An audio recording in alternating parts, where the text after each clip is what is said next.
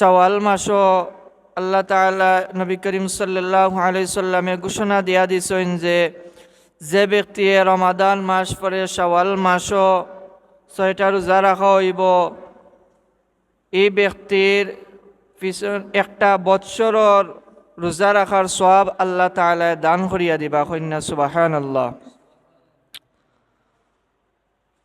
রমাদান মাস গেছে, আল্লাহ তাআলা নবী করিম সাল্লাল্লাহু আলাইহি সাল্লামে ফরমাইছেন যে রমাদান মাসও আমরা রোজা রাখতাম, সদকা করতাম, দান খয়রাত করতাম।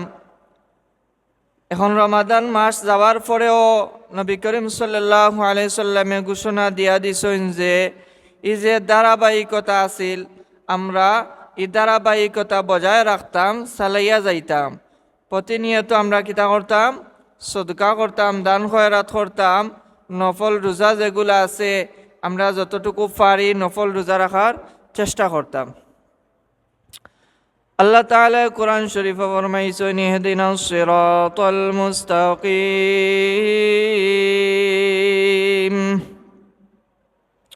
ইহদিনাস সিরাতাল মুস্তাকিম।